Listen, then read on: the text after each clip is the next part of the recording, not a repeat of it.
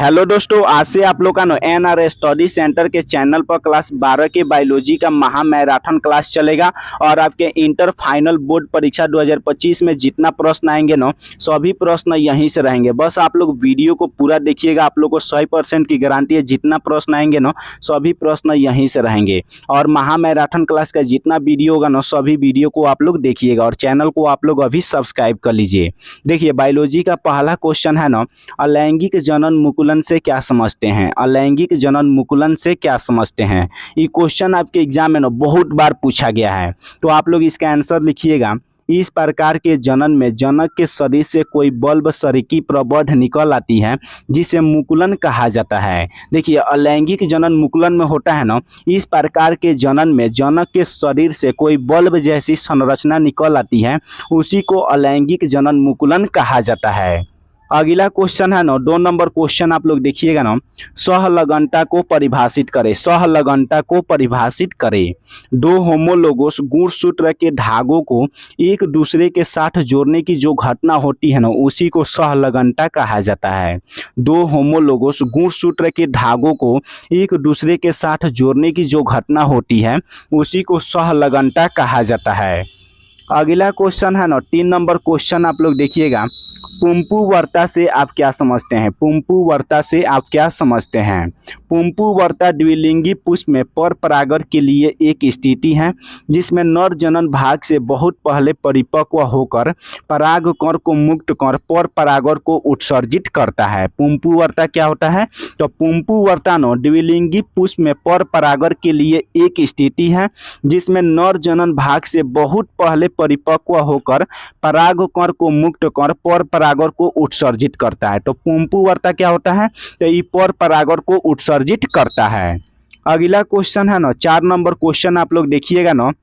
क्रमिक विकास क्या है। क्रमिक विकास क्या है, तो देखिए, क्रमिक विकास किसी जनसंख्या के जीन पूल में वह सूक्ष्म परिवर्तन है जो एक पीढ़ी से दूसरे पीढ़ी तक पहुंचाकर एक जनसंख्या को उत्पन्न करता है। देखिए, क्रमिक विकास क्या होता है, तो किसी जनसंख्या के जीन पूल में वह सूक्ष्म यानी छोटा परिवर्तन है जो एक पीढ़ी से दूसरे पीढ़ी तक पहुंचाकर नई जनसंख्या को उत्पन्न करता है, इसी को क्रमिक विकास कहा जाता है।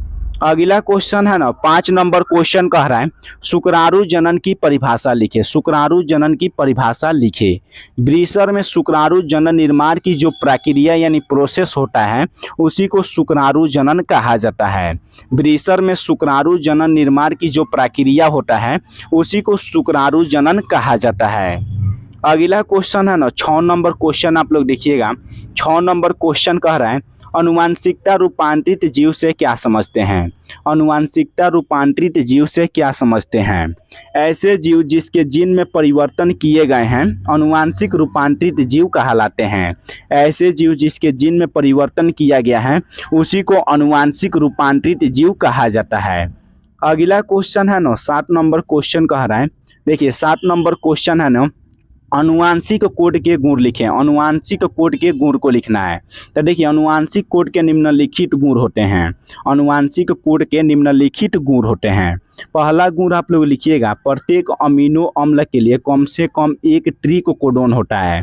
प्रत्येक अमीनो अम्ल के लिए कम से कम एक ट्रिक कोडोन होता है। दूसरा आप लोग लिखिएगा, कोड सार्वत्रिक होता है। कोड क्या होता है, तो सार्वत्रिक होता है, अर्थात सभी जीवधारी में एक समान होता है। कोड क्या होता है, तो सार्वत्रिक होता है, अर्थात सभी जीवधारी में एक समान होता है। सार्वत्रिक का मतलब हुआ कि सभी जीवधारी में एक समान होता है।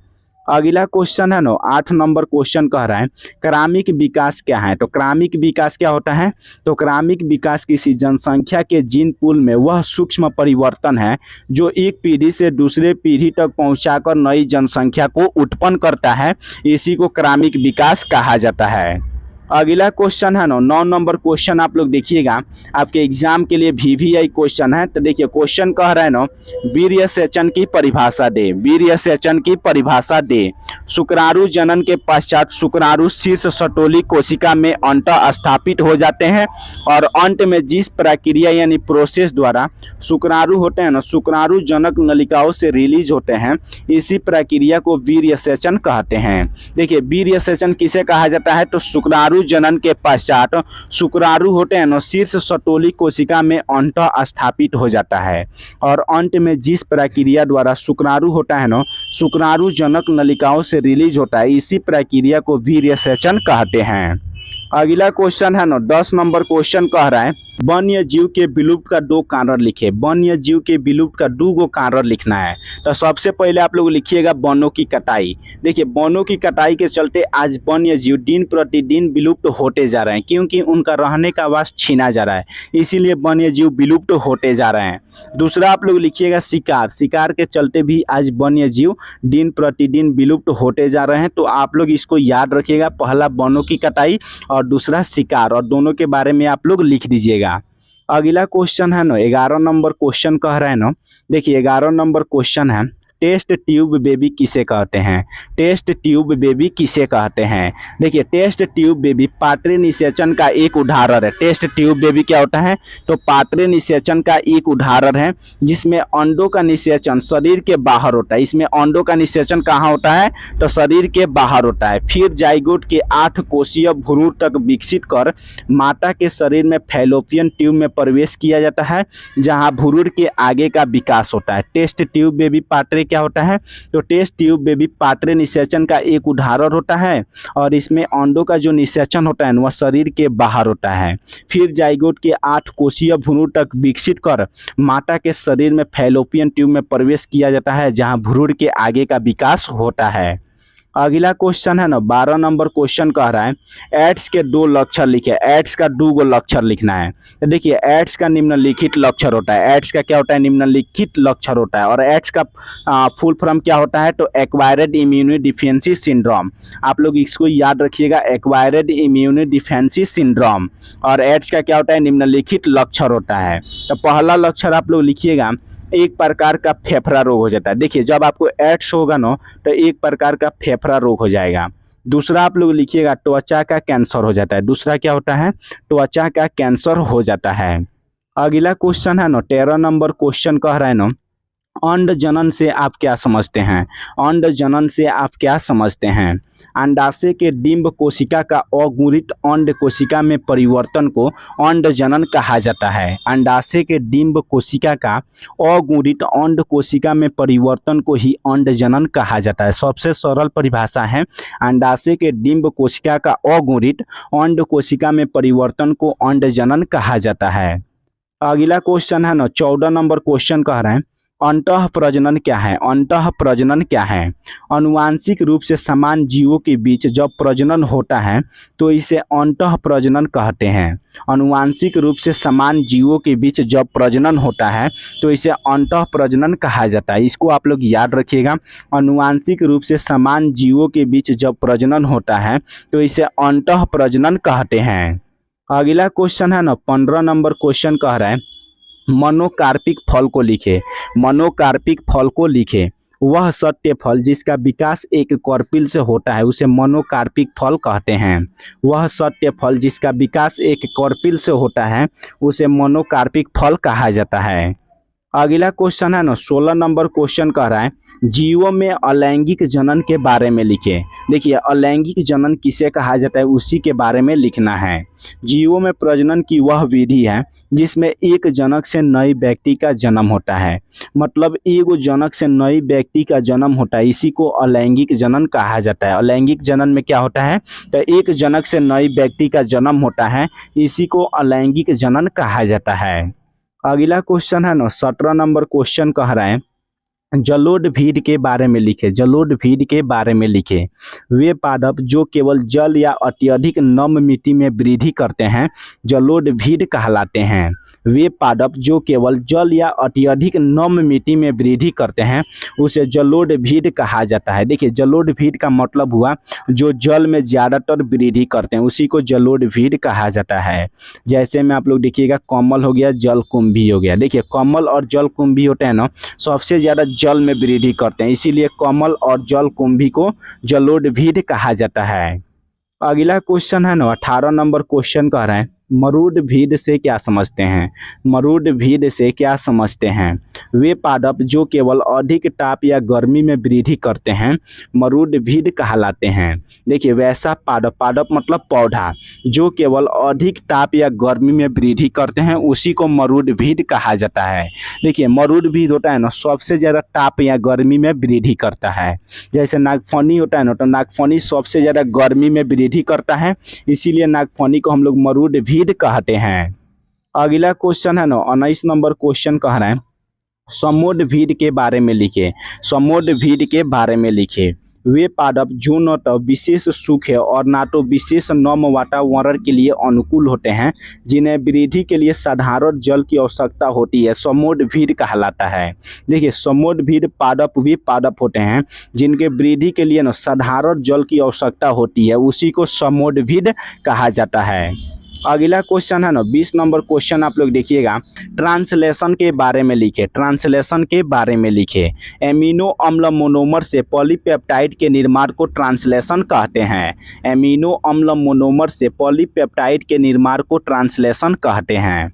अगला क्वेश्चन है ना 21 नंबर क्वेश्चन आप लोग देखिएगा, जलोढ़ मरूडभीड तथा समोडभीड के बारे में लिखे। तो अभी आप लोग को हम ऊपर बताए जलोढ़ का मतलब हुआ जो जल में वृद्धि करते हैं, वैसा पादप जो केवल जल या अत्यधिक नम मिट्टी में वृद्धि करते हैं उसे जलोढ़ कहा जाता है, जैसे कमल और जलकुंभी हो गया।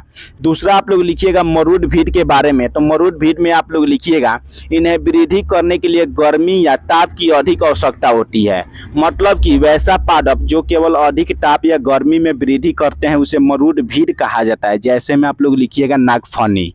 तीसरा आप लोग लिखिएगा समोडभीड। तो समोडभीड उसे कहते हैं जो इन्हें वृद्धि के लिए साधारण जल की आवश्यकता होती है। देखिए समोडभीड पादप वे पादप होते हैं जिनके वृद्धि के लिए साधारण जल की आवश्यकता होती है, तो उसे समोडभीड कहा जाता है। तो इसको आप लोग याद रखिएगा, आपके एग्जाम में क्वेश्चन 5 नंबर में पूछा जाता है। अगला क्वेश्चन है ना 22 नंबर क्वेश्चन देखिएगा, शुक्राणु जनन एवं अंड जनन में अंतर बताएं। शुक्राणु जनन एवं अंड जनन में अंतर बताएं। तो जब भी आप लोग को अंतर लिखना होगा ना तो ऐसे ही लिखिएगा जैसे हम लिखे हैं, एक बगल शुक्राणु जनन और दूसरा बगल अंड जनन। शुक्राणु जनन में पहला अंतर लिखिएगा, वृषण में शुक्राणु की क्रिया को शुक्राणु जनन कहते हैं। वृषण में शुक्राणु निर्माण की जो क्रिया होती है ना उसी को शुक्राणु जनन कहा जाता है। यहाँ पर आप लोग निर्माण लिख लीजिएगा, वृषण में शुक्राणु निर्माण की जो क्रिया होती है उसी को शुक्राणु जनन कहा जाता है। और इसमें आप लोग लिखिएगा ना अंडाशय में अंडाणु निर्माण की क्रिया को अंड जनन कहते हैं। अंडाशय में अंडाणु निर्माण की जो क्रिया होती है ना उसी को अंड जनन कहा जाता है। और इसमें लिखिएगा ये अनेकों की संख्या में निर्माण होते हैं। देखिए शुक्राणु का निर्माण होता है ना अनेकों यानी अनगिनत संख्या में निर्माण होता है, और अंड जनन का निर्माण केवल एक ही होता है। अंड जनन का निर्माण क्या होता है? केवल एक ही होता है, मतलब एक ही गो का निर्माण होता है। अगला क्वेश्चन है ना 23 नंबर क्वेश्चन देखिएगा, कूट फल के बारे में लिखे। कूट फल के बारे में लिखे। वह फल जिसका विकास अंडाशय से न होकर पुष्प के अन्य भागों से होता है उसे कूट फल कहा जाता है। कूट फल क्या होता है? तो वह फल जिसका विकास अंडाशय से न होकर पुष्प के अन्य भागों से होता है उसी को कूट फल कहा जाता है। जैसे में आप लोग देखिएगा सेब और नाशपाती, सेब और नाशपाती का जो विकास होता है ना अंडाशय से न होकर पुष्प के अन्य भागों से होता है, इसीलिए सेब और नाशपाती को कूट फल कहा जाता है। अगला क्वेश्चन है ना 24 नंबर क्वेश्चन आप लोग देखिएगा, 5 नंबर में क्वेश्चन पूछा जाता है, टाइफाइड बीमारी का रोगजनक लक्षण संक्रमण की विधि तथा उपचार के बारे में लिखे।